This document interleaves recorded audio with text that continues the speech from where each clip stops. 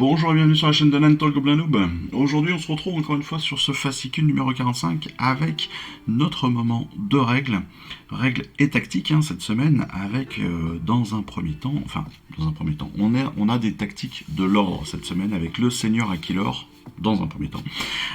Seigneur Aquilor donc, qui appartient donc à une élite montée évidemment, qui est capable de commander l'armée des éternels, mais qui sont évidemment des combattants redoutables, rapides et efficaces à distance, mais aussi en mêlée. Et c'est ça qui est hyper intéressant avec le Seigneur Aquilor, c'est qu'il va avoir une très bonne caractéristique de mouvement. Il peut aussi également utiliser son aptitude de chevaucher les vents éthériques, donc ça veut dire de se déplacer assez rapidement, facilement, grâce à cette aptitude. Il va pouvoir donc s'emparer des objectifs, ça très largement, et puis se positionner aussi très facilement dans un combat ou très proche d'un combat pour aller attaquer le tour d'après. Il est évidemment hyper polyvalent, c'est un très très bon combattant de mêlée, entre autres parce que son griffe d'esprit est très bon aussi. Il est aussi bon à distance, il a un pistolet tourmente lourd donc qui lui permet d'infliger des dégâts à des ennemis éloignés.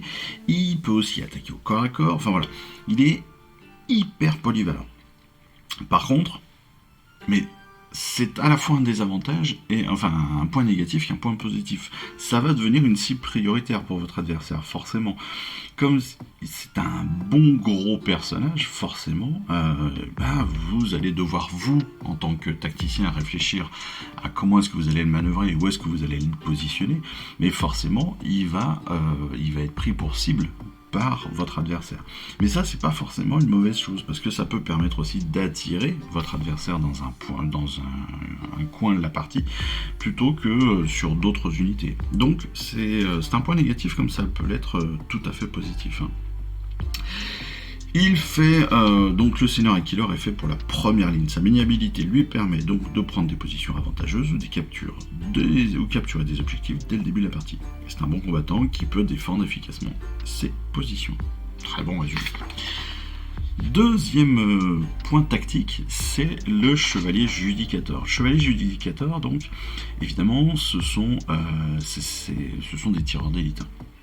Ils utilisent leurs compétences et leurs armes pour lancer des attaques dévastatrices sur des cibles lointaines. Évidemment, avec son arc, il va pouvoir les toucher très très loin et de façon assez précise. Surtout qu'il a de bonnes caractéristiques. Mais c'est pas tout, parce qu'il se déploie aussi avec ses deux griffes d'og qui peuvent le défendre, évidemment. Et donc qui sont aussi très très bons en corps à corps contre les ennemis, mais qui peuvent aussi se déplacer pour harceler les autres. Et ça, c'est plutôt très très cool. Ça veut dire que, en point positif, il va avoir évidemment ses attaques à distance. Voilà. Il peut infliger pas mal de dégâts sur de grandes distances, ce qui va lui permettre d'attaquer des unités qui vont être hyper éloignées. Mais en même temps, avec ses griffes d'og, il va pouvoir aussi se protéger très facilement sur du corps à corps. Il va pouvoir aussi les lancer pour harceler des unités qui sont pas trop loin. Ils vont pouvoir se déplacer un petit peu individuellement. Voilà, c'est honnêtement un très très bon compromis entre les deux. Par contre, autant les griffes d'og sont très bons, peuvent être très bons en mêlée, autant le chevalier lui-même, il va être assez faible, bien sûr, par rapport à ses aptitudes de tir. Mais ça, c'est pas le plus grave. Parce que justement, il a ses griffes d'og pour le protéger. Même si, évidemment, comme tous les griffes d'og, ils ont des caractéristiques de blessure et de sauvegarde qui sont très très faibles, étant donné qu'ils n'ont pas de sauvegarde déjà. Donc il ne faut pas trop les exposer inutilement, bien évidemment, mais ça peut permettre d'avoir, entre guillemets, une première ressource de défense contre notre chevalier judicateur, donc permettre de le protéger assez facilement, ce qui peut être intéressant aussi. Donc, en résumé, le chevalier judicateur excelle aux attaques à distance. L'aptitude regard de Sigmar lui permet de menacer les ennemis sur tout le champ de bataille quasiment. Et pendant ce temps, les griffes d'og peuvent soutenir d'autres unités ou contester des objectifs, ce qui peut là aussi être hyper intéressant. Le plan de bataille du jour, c'est toujours dans notre campagne Reconnaissance. Aujourd'hui, c'est Champignonnière. Galina, œil d'aigle, était fascinée par la démarche de l'esprit de Durtu. Le silence des sylvanettes l'impressionnerait toujours. Contrairement à elle, ils ne traversaient pas simplement la forêt, ils étaient la forêt. Au moins avaient-ils daigné marcher normalement cette fois-ci, plutôt que de couper par leur chemin spirituel invisible. La troupe finit par atteindre un terrain plus découvert. Le sol avait un reflet étrange, et en y regardant de plus près, l'Éternel remarqua qu'il était recouvert d'un minerai scintillant. Si les arbres n'y poussaient pas, les champignons semblaient y prospérer. Les villes du fiel obscur s'activaient frénétiquement, ramassant les champignons et enfournant leur récolte dans des sacs ou dans leur bouche. Ceux qui mangeaient les champignons plongeaient presque instantanément dans une rage meurtrière, attaquant les squigs, les autres grottes et même le sol. Les chamans devaient sûrement utiliser ces variétés pour leur infusion de berserkers. Galina capta le regard de l'archer revenant qui dirigeait la patrouille. Ils hochèrent la tête, presque imperceptiblement, et l'Éternel comprit, l'assaut était imminent. Donc, dans ce plan de bataille, on va retrouver, comme toujours, notre opposition ordre-destruction. Pour l'ordre, ce sont les Sylvanettes et les Éternels de l'orage qui ont suivi les villes du fiel obscur jusqu'à une grotte remplie de champignons. La patrouille de l'ordre est prête à attaquer et à priver les grottes de leur récolte, et si elle triomphe, elle empêchera les villes du fiel obscur de s'approvisionner en champignons mystérieux. Si elle échoue, bien sûr, la prochaine bataille de l'ordre verra un ennemi enhardi, armé d'étranges potions fongiques. Donc la liste d'armées, c'est dans un premier temps la partie obligatoire. L'archer revenant, les 5 sylves revenants et l'esprit de Durtu. Là, on est pur sylvanette. Et puis, deux options, comme d'habitude maintenant. D'abord l'option numéro 1, soit les 4 prétors, soit 5 vigilors. Option numéro 2, soit les 6 griffdogs, soit les 5 vindictors. Donc deux options bien différentes, avec des possibilités bien différentes. Pour la destruction, les villes du fiel obscur ont trouvé d'excellents champignons dans une grotte. Ils commencent à récolter leur bulletin pour le ramener à leur chaman, tandis que d'autres en dégustent un peu.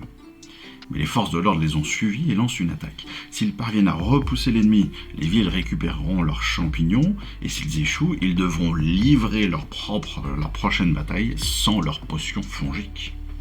Donc là, c'est pareil. Une liste d'armées obligatoire avec le Louvre Boss, Zarbag et sa bande, bien sûr, avec ses crevards de Zarbag, les 20 archers et nos 5 fanatiques crabouilleurs. Et en option, soit option numéro 1, le Slogot des marais ou l'empaleuse, et en option numéro 2, soit les embrocheurs, soit 10 égorgeurs haute grotte. Jusque-là, tout va bien. Donc, la champignonnière, c'est une patrouille de l'ordre qui a encerclé des sbires de la destruction en mission pour récolter des champignons. Et donc le piège se referme et les deux camps se disputent le contrôle de la grotte. Donc le déploiement et le terrain de bataille, le tapis de bataille, va se faire avec nos 3 tapis. Avec un déploiement qui va être complètement différent de d'habitude. Parce qu'on va avoir déjà 2 objectifs qui vont se positionner sur un des coins, une des parties on va dire entre les tapis. Et en termes de déploiement, on va avoir le territoire de la destruction qui va se trouver en plein centre du tapis de bataille, et puis l'ordre qui, elle, va être séparé en 2, potentiellement, le territoire de déploiement va être séparé en 2 sur les 2 limites extérieures, et donc l'idée, bien évidemment, ça va être d'aller taper dedans. On l'a dit, champ de bataille, donc on a nos 3 tapis, on va disposer de 2 objectifs comme ça qui vont être au coin du territoire de la destruction, et puis on va placer à tour de rôle les pièces de décor, jusqu'à 6, et on va évidemment, comme d'habitude, pas pouvoir les placer à moins de 3 pouces d'un autre point de décor ou d'un objectif. Déploiement, en fait c'est la destruction qui va déployer son armée entièrement au départ, puis c'est l'ordre qui va déployer son armée ensuite. Pour le premier tour, on va effectuer un jet de priorité. Donc on lance un dé chacun, le plus grand, le résultat choisit qui démarre. Tout simplement. Pardon. Comme d'habitude, 5 rounds. 5 rounds, ça veut dire à chaque round 2 tours, dans chaque tour 6 phases. Les points de victoire, maintenant on en a un petit peu l'habitude, on va gagner 1 point à chaque fin de tour, 1 point si on contrôle un objectif, un autre point si on contrôle 2 objectifs, et un 3e point possible si on contrôle plus d'objectifs que son adversaire. Autrement dit, autrement dit, c'est très simple, c'est comme d'habitude. On a une règle spéciale, cette fois-ci, c'est le dopage fongique. Donc, On nous dit que tandis que les troupes se dirigent vers leurs objectifs fongiques, des nuages de spores métalliques s'élèvent dans l'air, décuplant les forces des sylvanettes et des villes. Donc en fait, tant que des unités sylvanettes ou villes du fil obscur contestent un objectif, eh bien ils auront une protection de 6+. On rappelle, la protection 6+, c'est une fois qu'on a pris une blessure, si on prend une blessure, on a toujours la possibilité de relancer un dé, et sur un 6+, la blessure est annulée, tout simplement. Voilà une belle bataille qui s'annonce entre une grosse unité de sylvanettes et des grosses unités de villes du fil obscur, avec leurs différentes options de compagnons. Mais voilà, une jolie petite bataille, sympathique, avec ce grand terrain maintenant qui prend beaucoup de place, hein, mine de rien, parce que là on est quand même sur un joli déploiement. Mais voilà, j'espère que cette vidéo de règles vous aura plu, j'espère que j'aurai été assez clair dans les explications. En tout cas, ce que je souhaite, c'est de vous retrouver très rapidement dans une prochaine vidéo. J'espère que votre semaine se passera bien. Et puis, en attendant, eh bien, je vous souhaite à tous une excellente journée. Et puis, je vous dis à très vite. Allez, je vous embrasse. Ciao, bye bye. Je vous remercie d'avoir suivi cette vidéo. Si ça vous a plu, eh bien abonnez-vous, lâchez un petit like et un commentaire et suivez-moi sur Instagram où je poste régulièrement des photos de mes dernières réalisations et dernières peintures. Et puis comme il est maintenant de tradition sur la chaîne, je vous souhaite une excellente fin de journée et surtout, lisez bien, collectionnez bien, assemblez bien, peignez bien et jouez bien. Allez, je vous embrasse et puis je vous dis à très vite. Allez, ciao, bye bye.